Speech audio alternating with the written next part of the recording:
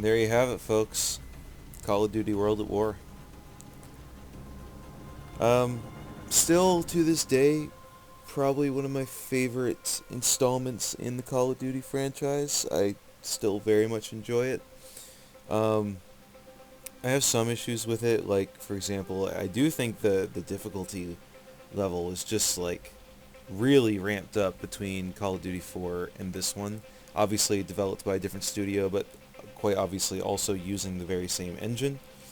Um, Playing on regular difficulty in World at War is way harder than playing Call of Duty 4 in regular difficulty. Um, I like the stories, but you know, I'm a big fan of the original Medal of Honor series, and in those games you play as an OSS agent, which is kind of like, well, for those of you who don't know, the OSS is the precursor to the CIA, which was started during the Second World War. So it's basically like a lot of spy mission stuff behind enemy lines where you're just like a solo operative fighting like a lot of enemy soldiers. And I always found that to be a lot more intriguing than the playing as like a regular grunt on the front line sort of stuff, because there's usually like a lot more insight into like the enemy you're fighting. Um, and I also feel like there are aspects of the Call of Duty franchise that just like I said during my playthrough of Call of Duty 4 that it is basically American military propaganda, which is 100% true both in the modern setting of this franchise as well as in the World War II and Cold War era setting of this franchise. There's a lot of like fear mongering against Russia and China and the countries that like Western nations consider to be the quote unquote enemy, um, which it makes sense from a design perspective because like obviously they're not going to get the rights to use like um, all the official like weapons and stuff that are modeled after real world guns, or to like work with actual military professionals to discuss like how these things play out in real life, which is a big part of what makes this franchise so effective, is just like this certain level of realism. Like obviously it's a video game, so things are a little bit more arcadey, but there's dedication there to making at least like the models and textures and environment design and like design of like the uniforms and the guns and all that stuff like as accurate as possible. And you wouldn't be able to do that without working with the military that uses them.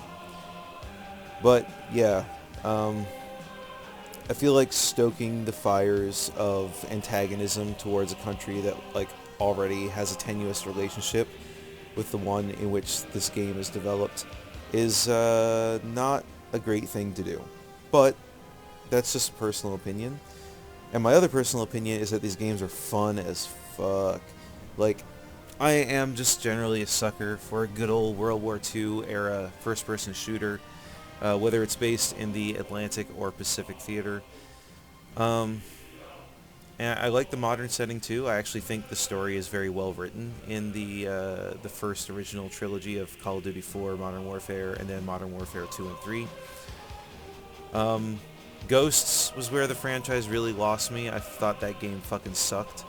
Um, and I've heard really good things about the new Call of Duty game that's coming out, Black Ops 6. Like, Jesus Christ, the last Black Ops game I played was Black Ops 3. I did not know that we were up to 6 at this point. Like, I've been very far removed from this franchise for quite some time, so jumping back into it has been interesting, to say the least. But, yeah. Anyway, that's pretty much all I have to say, so I'm going to let the credits continue to play out, and I'll see you in the future. Thanks for watching. Peace out.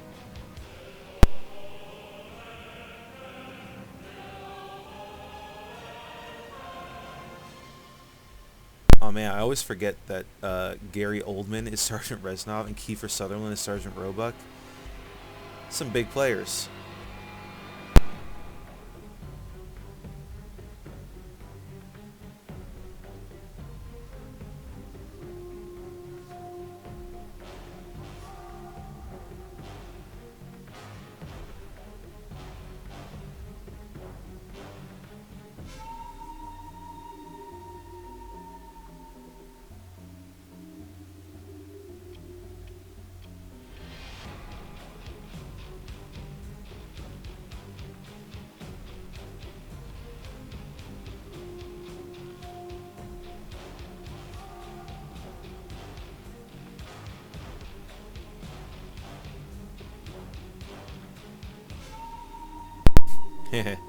Duty.